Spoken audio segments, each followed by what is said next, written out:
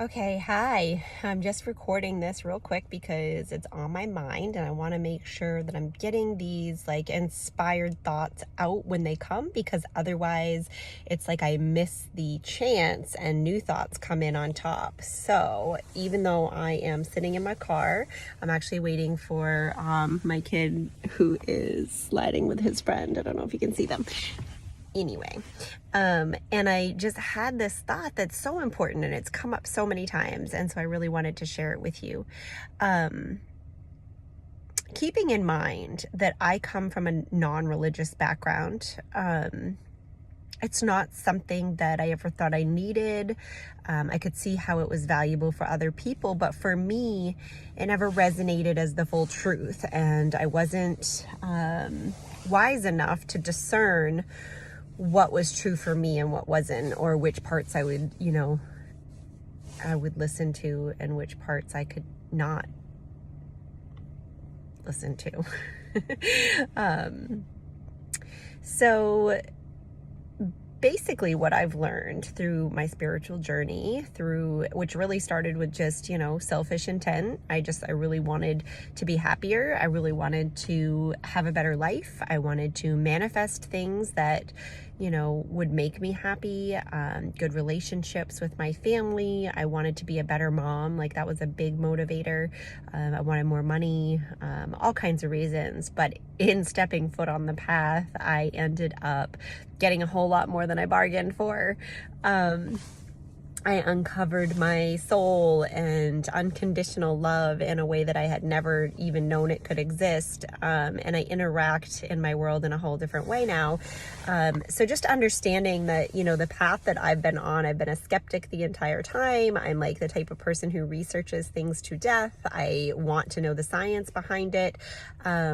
There's enough science and things have fallen into place along the way to show me and prove to me that the things that I know to be true are the truth. And so I want to share it with you, but I also want you to keep an open mind. So if anything I'm saying causes you to want to reject the information based on your prior beliefs about the subject or anything like that, I just ask you to keep an open mind. So most of you know that I do energy work, and through learning energy work, one of the most important things that I've noticed is that our intentional energy behind what we're doing is the most important factor. So I do everything with an intentional energy of the most benevolent outcome, to never overload the person, to only be what will help them on their next step, what they need, what they want, what their soul is asking for, and to never kind of push my own will on that. Another intention I have is to just always be channeling pure source energy, God, source, Jesus, Christ consciousness, whatever you want to call it, but straight from source. So I do, have guides and other connections, but they all come from source. So if I'm asking for guidance or I'm asking for help, it's source led. And then source or God will tell me which guide or assign a guide to help. And that's the same when I help other people. So the thing that I want to really make clear is that it doesn't matter what you call it, right? So whether you call it God or Jesus or Buddha or Gaia or, whatever, any other number of terms, it's basically that source life energy that runs inside of all of us, that connects us all as one, that we, when you get to a certain level of peeling off your layers of defense, you can feel that you're connected to all things. And so then you decide that you want to start making moves, for the good of all, not just for you. Your priorities kind of shift a little in a good way, and it feels soul fulfilling. And I know I had a lot of resistance to these types of statements back before I felt my way into them personally. And so I just want to recognize that and acknowledge it.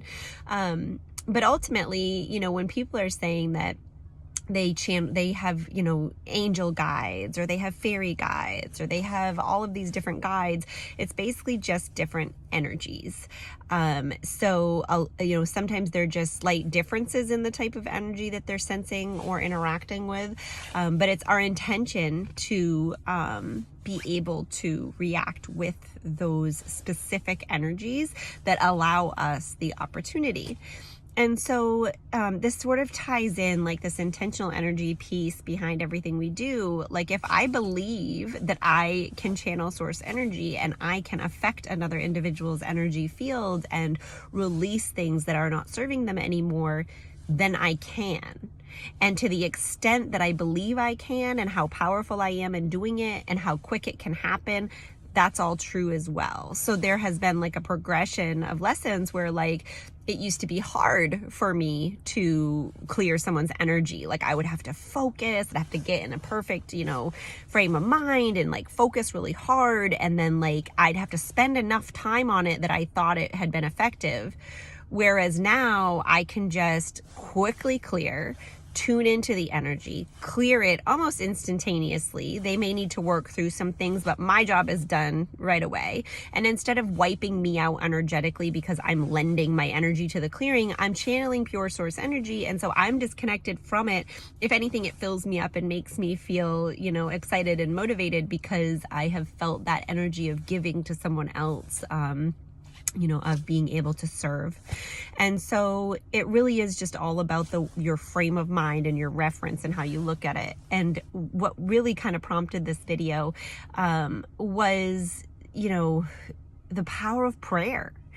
I was very resistant to praying for a very long time because a lot of us don't even know what that's supposed to look like, right? And like sometimes when we hear other people pray or we hear a prayer, it doesn't resonate, right?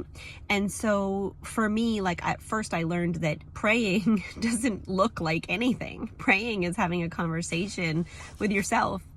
Having a conversation with yourself, knowing that you're connecting to your inner God piece, your inner connection to all that is your higher self, all these different terms.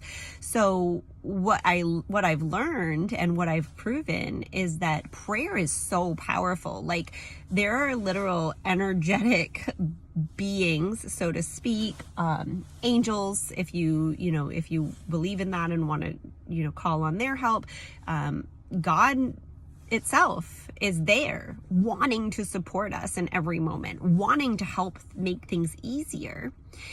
All we have to do is ask. And when we ask, we want to be asking in the intention of I'm connecting to the power within.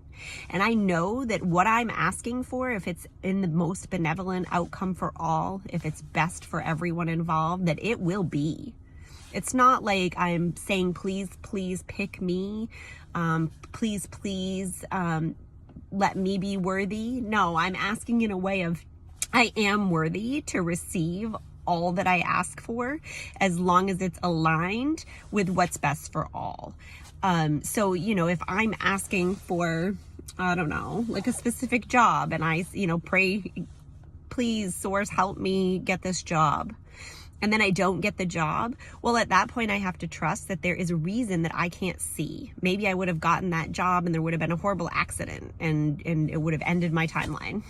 Maybe I would have gotten that job and, it just there would have been someone there that like wasn't good for me and took me down a wrong path, or who knows? Or maybe I didn't get that job because I needed to get a different job because bypassing this one and letting the next opportunity come in would connect me to my true soul's purpose. Or maybe there's someone working at the job that I'm supposed to have that really needs me and needs my help and needs me to shine my light to change their life.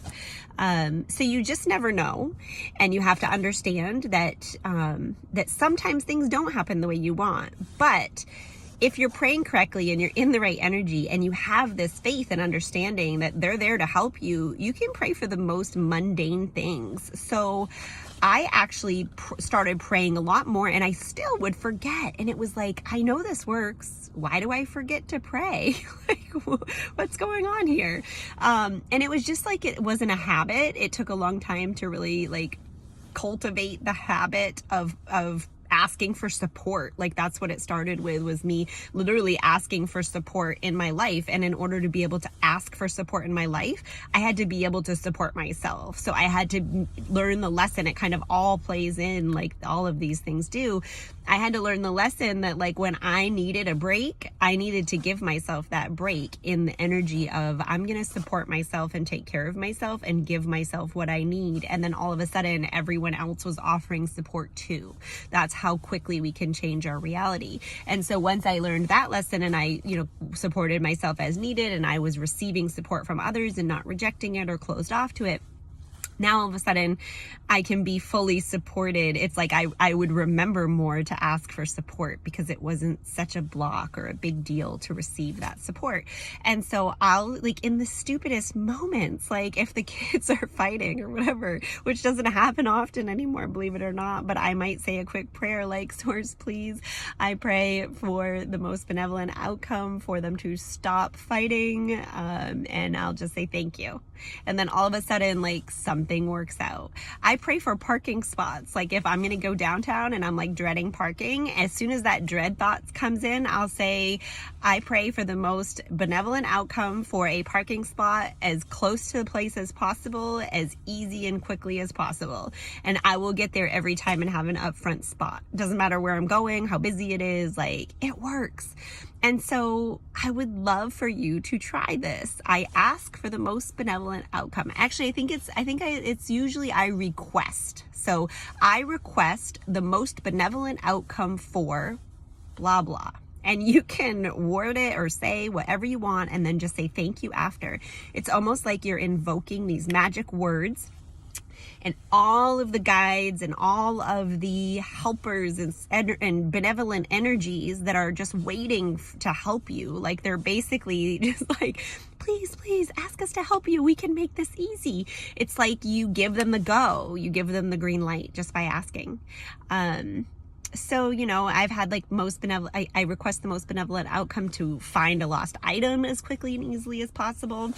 To have a vacation go as quickly and easy as possible. Like, so from anything to like big goals to little goals, I just pray for help. And I pray for it usually with the intention of like my whole family benefiting or having like a wonderful time instead of being stressed. So it usually comes true because it is what's most best for all. Now, if I were to ask for the best parking spot and I got there and there was no parking spot, I wouldn't automatically think it didn't work. What I would think is like, oh, there probably was someone else at the same time that needed the spot more than me because maybe they're, an older person or they have trouble walking or whatnot, and that's okay. And what I might do is just say the prayer again and go around the block and then a spot would open up. I swear to God.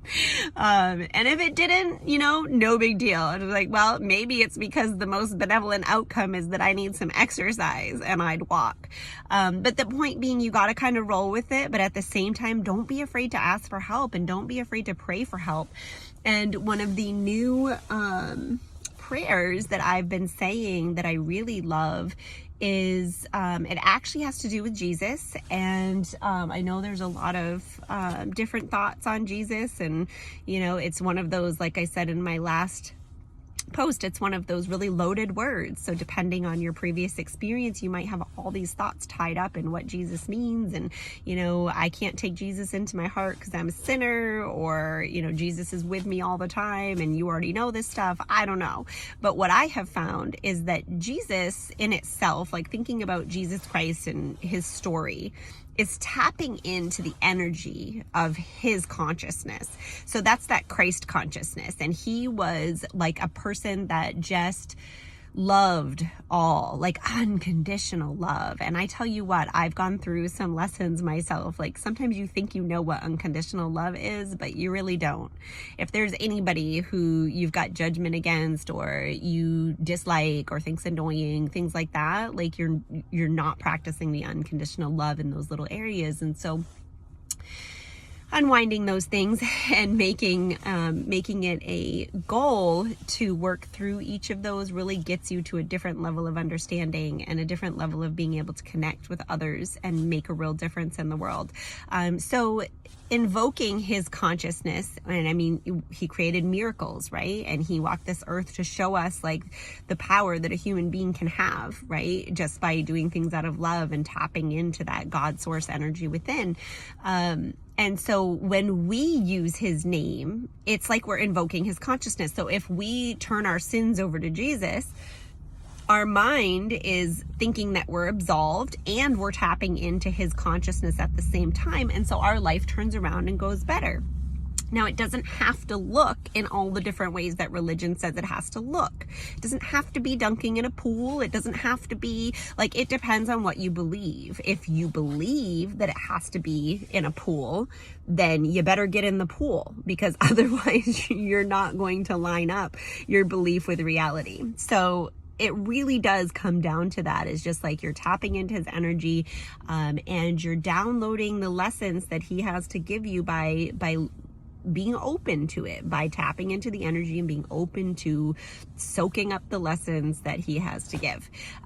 So the prayer is, and I use this like anytime I have like a feeling come up that I don't know what it is, like heaviness in my chest, or if I'm worried about something, or, you know, just anything, I will say, I turn this burden of worry over to the Christ within, and I go free.